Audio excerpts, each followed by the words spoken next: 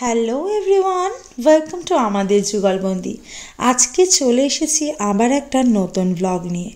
আর আজকের ব্লগটা সেই পুরনো এপিসোডগুলোকে ফিরিয়ে নিয়ে এসেছি, সেই অরুণাচল প্রদেশের স্মৃতিগুলোকে ফিরিয়ে নিয়ে এসেছি। শেষ ব্লগে দেখিয়েছিলাম তাওয়াং থেকে বেরিয়ে কত সুন্দর জাং ওয়াটারফল দেখলাম আমরা। আর আজ আমরা জাং ওয়াটারফল দেখে আরও নিচের দিকে নামছি। আজ তোমাদেরকে কিন্তু দেখাবো সিলা টানেল। আর ওই যে দূরে দেখতে পাচ্ছ চাঁদের পাহাড়। না, চাঁদের পাহাড় আসলেই নয়, কিন্তু এটা দেখে সবার প্রথমে আমার মনে এসেছিল চাঁদের পাহাড়।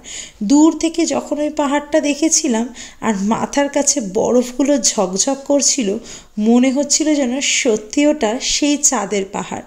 পুরনো দিনের সেই স্কুল লাইফে পড়া উপন্যাসের কথা আবার মনে পড়ে যাচ্ছিল। আর চারিদিকটা দেখো কত সুন্দর আলোয় ঝকমক করছে। অরুণাচল প্রদেশে এসে কিন্তু সমস্ত রকমের আবহাওয়াই আমরা দেখলাম, রোদ, বৃষ্টি, স্নোফল, সমস্ত কিছু। আর এবার তোমাদের দেখাবো সিলা টানেল। আসার সময় এসেছিলাম সিলা পাসের ওপর দিয়ে, আর এবার ফেরার সময় আমরা ফিরবো সিলা টানেলের মধ্যে দিয়ে। সিলা টানেলের মধ্যে দিয়ে, যেটা এই কিছুদিন আগে আমাদের নরেন্দ্র মোদীজি উদ্বোধন করে গেছেন। এই যে সামনে সিলা টানেলে এবার আমরা এন্টার করছি। বাইরে দিয়ে তুমি পরিষ্কার আসবে।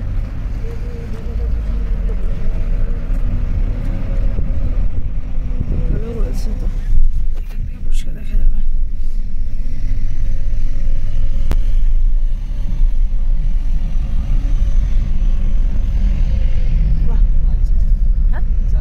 আইস আছে না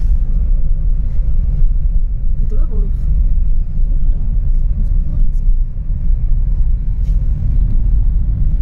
সিলা টানেল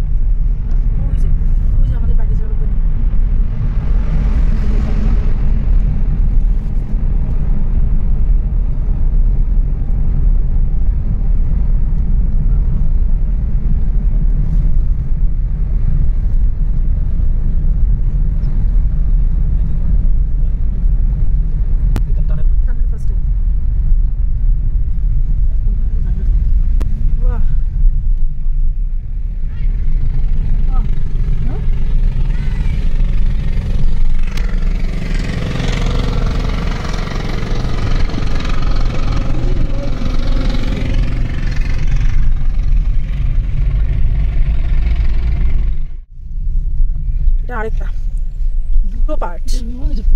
বাবা মা আবার নাম দিয়েছে, বলছে এটা ওটা একটা, এটা দুটো পার্ট।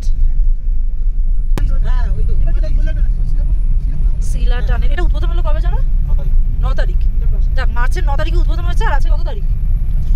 16। আর আজকে মার্চের 16 তারিখে আমরা যাচ্ছি 7 দিনের মধ্যে। বাহ,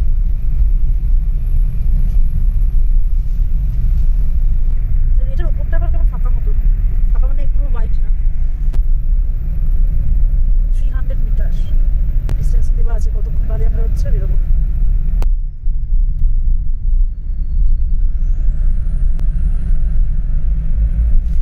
এর মধ্যেও কিন্তু বরফ জমে থাকবে যখন ডিসেম্বর মাস হবে।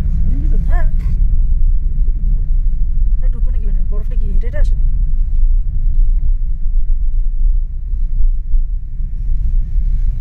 সিলা টানেলটা কিন্তু অনেকটা লম্বা একটা পথ। আর এই দেখো অরুণাচল প্রদেশ আমাদেরকে কিন্তু গুড বাই করছে আর বলছে অবশ্যই এর পরেও আবার ভিজিট করবেন। আর প্রকৃতির অপরূপ দৃশ্য সেটা না দেখলে কি চলে? এই সমস্ত যাত্রার সমস্তটাই কি কারণে? শুধুমাত্র প্রকৃতির অপরূপ রূপ এক্সপিরিয়েন্স করার জন্যে। এই এক্সপিরিয়েন্সগুলো কিন্তু এক একটা লাইফ টাইম এক্সপিরিয়েন্স। যখন আস্তে আস্তে সেই পাহাড়ের ওপর থেকে এবার নিচের দিকে নেমে আসছিলাম, মনটা কিন্তু একটু একটু খারাপ করছিল বটে, কিন্তু শেষ থেকেই শুরু। এই একটা জার্নি শেষ হবে তবেই না আবার আরেকটা নতুন জার্নি শুরু হবে। আর এই অরুণাচল প্রদেশ মনকে যেন ভরিয়ে দিয়েছে। অপরূপ সৌন্দর্য দেখেছি, পাহাড়ের বাঁকে বাঁকে সৌন্দর্য, বাঁকে বাঁকে চমক। তবে একটা যেটা ভীষণ সমস্যা সেটা হলো খাওয়া দাওয়ার সমস্যা। খাওয়া দাওয়াটা কিন্তু তাওয়াংয়ে সত্যি ভীষণ সমস্যা ছিল, যেটা তোমাদেরকে আগের ভ্লগে কিন্তু অনেকবার বলেছি। আর বাকিটা সবটাই খুব মনোমুগ্ধকর। আর এই যে হাস্কি ডগ এখানে রাস্তায় ঘুরে বেড়াচ্ছে, আর আমাদের ওখানে আমরা এত টাকা দিয়ে কিনি। ও বোঝাচ্ছে, ও মনে হচ্ছে ও মনে হচ্ছে এখানকার দেশি রটভিলার ওরম দেখতে। বললাম তো ইসরায়েল থেকে এসছে উনি, কথা বললাম তো। এরা হচ্ছে হাস্কি। আমরা হচ্ছে এখন খেতে ঢুকলাম এখানে। এই কদিন তো উল্টা পাল্টা খাবার খেয়েছি, দেখি আজকে কেমন খাবার দাবার পাই। এই হচ্ছে আজকে খাবার পেয়েছি। আজকে অন্তত এই কদিন বাদে দেখি খেয়ে যে কেমন হয়। সবাই বসেছে, ডিমের অমলেট আর এই ভেজ থালি। 3 দিন বাদে বাইরে খাচ্ছি, তাওয়াংয়ের বাইরে। জান পে জান আয় মেরি, বাপরে বাপ। এতদিনে বোধহয় শান্তি মতো খেলাম। এই কদিন কোনো খাবার দাবার খেতে যাচ্ছিল না। এখানে খাবারটা ভালো, খুবই ভালো। बहुत अच्छा था खाना। हाँ, आपकी यहाँ का जगह का नाम क्या है और आपकी दुकान का नाम क्या है? बोलिए। समझना होटल। समझना होटल। इस जगह का नाम क्या है? मोहन केम। ओके, बहुत अच्छा लगा खाना, बहुत अच्छा लगा।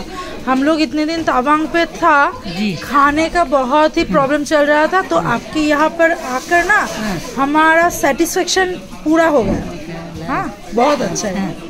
তাওয়াংয়ে বেশ কয়েকদিন ঠিক মতন খাওয়া দাওয়া না হওয়ার পর তারপর যখন একটা মনের মতন খাওয়া দাওয়া পাওয়া যায়, তখন কিন্তু একটা আলাদাই স্যাটিসফ্যাকশন থাকে। খাওয়া দাওয়া পেট পুজো সমস্ত কমপ্লিট করে চললাম আমাদের নেক্সট ডেস্টিনেশনের উদ্দেশ্যে। আমাদের বাকি ডেস্টিনেশনের মধ্যে আছে কিন্তু মান্ডালা টপ, যেটা ভীষণ সুন্দর জায়গা। নেক্সট ব্লগটা দেখতে ভুলো না। ভালো থেকো সবাই, টাটা বাই বাই।